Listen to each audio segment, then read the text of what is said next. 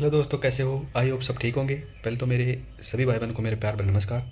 दोस्तों, जीके और current affair की ऑलरेडी हमने 2 क्लासें कंप्लीट कर ली हैं। ये हमारी तीसरी क्लास होने वाली है।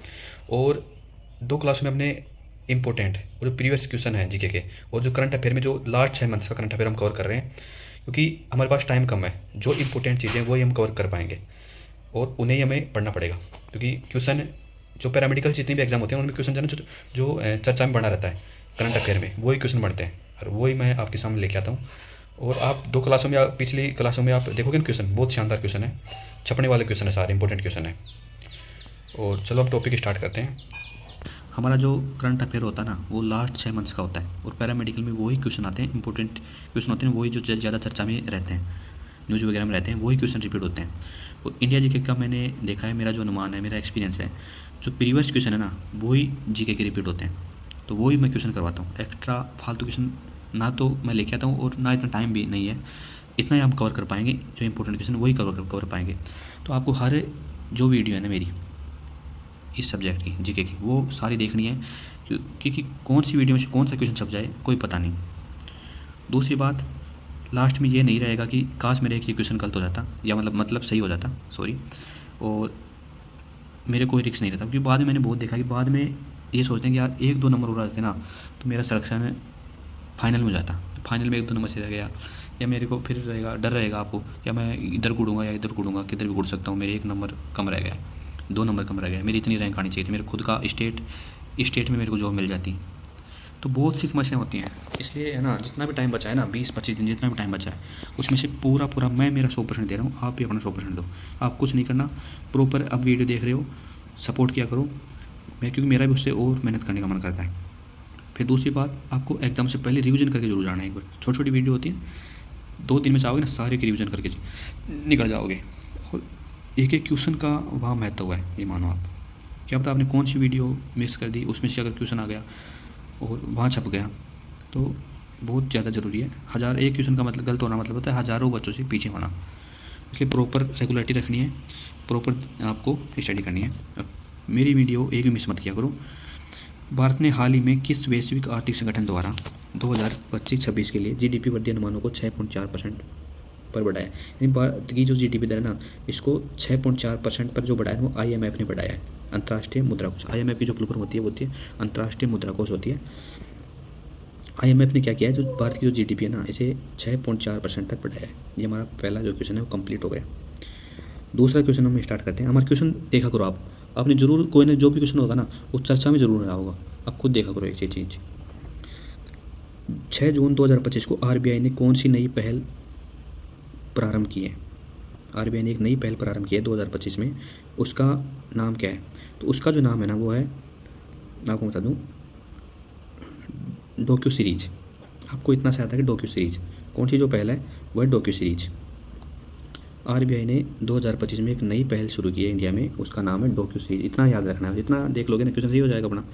डोक्यू सीरीज पूरा नाम है docuseries unlocked behind the rupee. तो आपको इतना याद रखना, डोक्यू सीरीज। आरबीआई ने डोक्यू सीरीज एक पहल शुरू की है इंडिया के अंदर, डिजिटल मुद्रा और आरबीआई नीतियों की जानकारी देने हेतु शुरू की गई है। डिजिटल मुद्रा और आरबीआई नीतियों की जानकारी देने के लिए डोक्यू सीरीज पहल शुरू की है।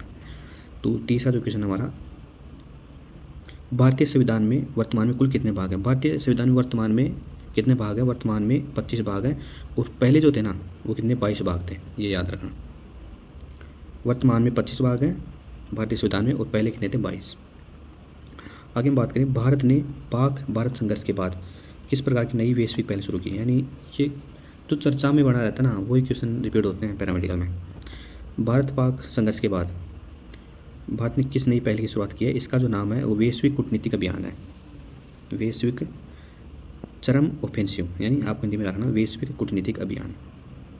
भारत पाक का युद्ध हुआ था, सब हिल गए थे उस टाइम, क्या होगा क्या होगा, जो पाकिस्तान के थे उसके छक्के छूट गए थे।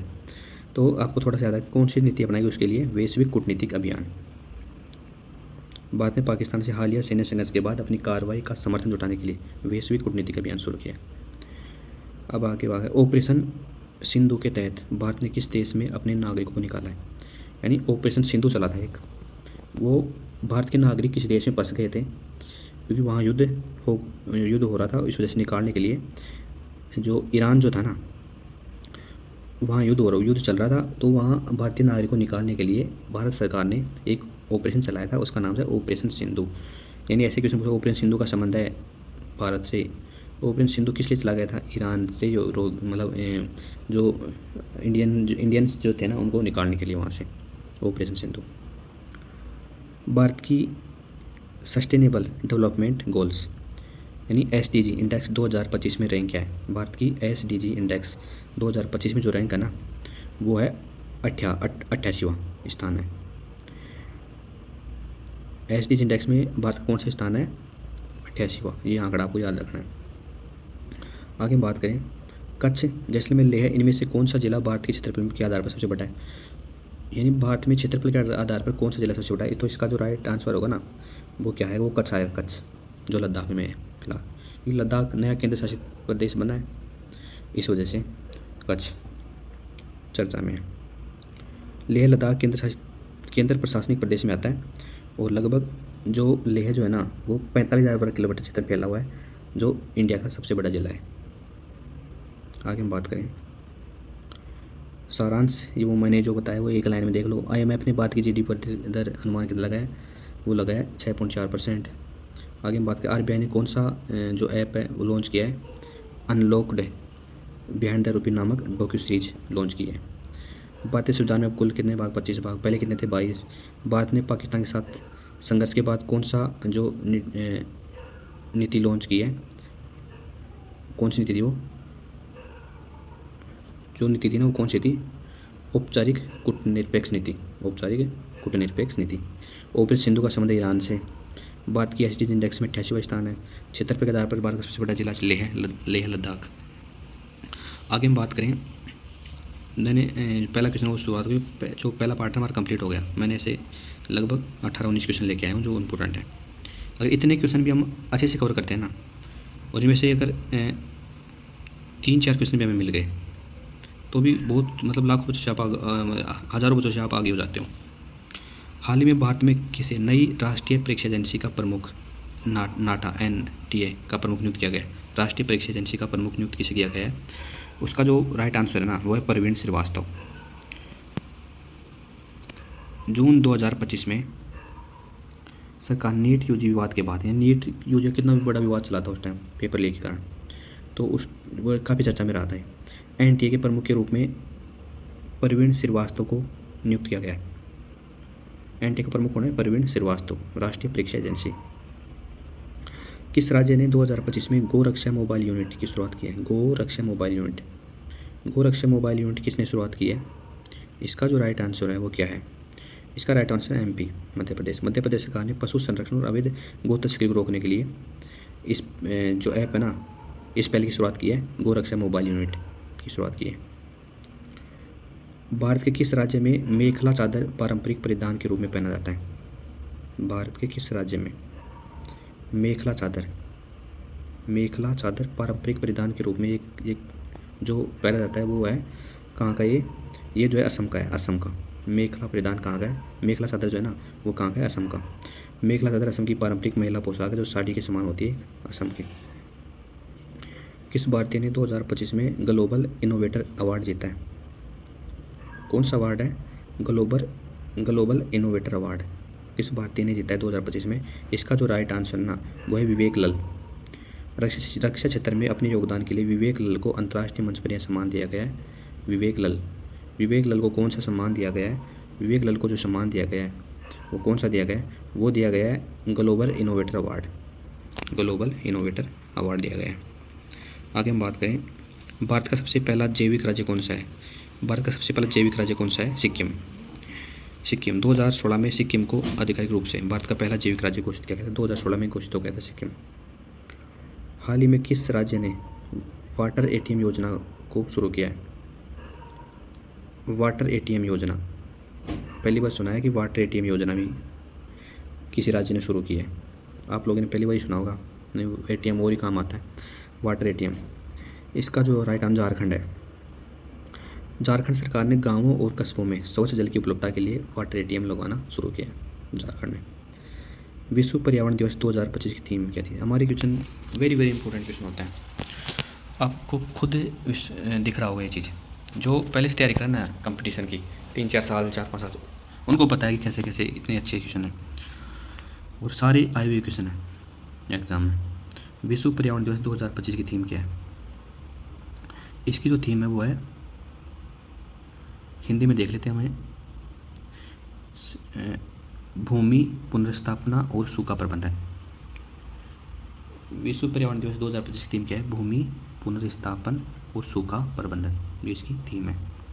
आगे हम बात करें 2025 में G20 शिखर सम्मेलन कहाँ आयोजित हुआ था? ये क्वेश्चन रिपीट हुआ है। G20 शिखर सम्मेलन ये ब्राज़ील में आयोजित हुआ था। कहाँ आयोजित हुआ था? ब्राज़ील में। भारत में 2023 G20 हुआ था, जबकि 2025 में ब्राज़ील इसकी मेज़बानी कर रहा है। 2023 में तो था G20 भारत में, और 2025 में इसकी मेज़बानी किसने की है? ब्राज़ील ने, ये याद रखना है। भारत के किस राज्य में सबसे अधिक वन क्षेत्र है? तो इसका जो राइट आंसर है ना वो MP है।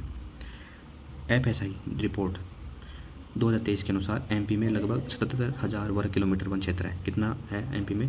77,000 वर्ग किलोमीटर क्षेत्र वन क्षेत्र है, यानी सबसे ज़्यादा जो वन क्षेत्र जो है ना वो MP में है। लास्ट हमारा जो क्वेश्चन हुआ है, भारत का पहला सौर अंतरिक्ष वेधशाला मिशन कौन सा है? भारत का पहला सौर अंतरिक्ष वेधशाला वो कौन सा है? उसका जो नाम है ना वो है आदित्य L1। भारत का सौर अंतरिक्ष वेधशाला मिशन कौन सा है? आदित्य L1। आदित्य L1 भारत का सूर्य अध्ययन के लिए भेजा गया पहला अंतरिक्ष मिशन है, जिसे इसरो ने लॉन्च किया। आदित्य L1 को किसने लॉन्च किया है? इसरो ने लॉन्च किया है। आदित्य L1 का संबंध किससे है? ये सूर्य अध्ययन के लिए भेजा गया है। इस तरह कैसे भी क्वेश्चन लैंग्वेज चेंज कर देता है, घुमा के दे देता है, क्वेश्चन आते हैं इन्हीं में से। और आदित्य L1 सौर अंतरिक्ष वेधशाला मिशन है। आदित्य L1 क्या है? सौर अंतरिक्ष वेधशाला मिशन है। इस तरह कैसे भी घुमा फिरा क्वेश्चन देता है, और ये क्वेश्चन सही कब होते हैं? जब आप बार बार रिविजन करते हो। जो नए हैं चैनल को सब्सक्राइब कर देना, प्यारा सा कमेंट कर देना, और जिसको भी PDF चाहिए, यानी हॉस्पिटल सर्विस से संबंधित हमने ऑलरेडी 15 टॉपिक करवा दिए हैं, उनकी PDF और इन सब्जेक्ट की PDF वगैरह चाहिए तो आप कमेंट्स में बता देना, मैं आपको WhatsApp नंबर दे दूँगा। उसके बाद आप ग्रुप में जुड़ के आपको PDF वगैरह रेगुलर मिलती रहेगी। और नए हैं चैनल को सब्सक्राइब करके प्यारा सा कमेंट करके अपने दोस्तों के पास शेयर किया करो। उससे एक मोटिवेशन मिलता है कि आप भी सपोर्ट कर रहे हो और आपको जो मैं पढ़ा रहा हूँ अच्छी लग रही हैं वो चीज़ें, तो वो मेहनत करने का मन करता है। खुश रहा करो, मस्त रहा करो। धन्यवाद।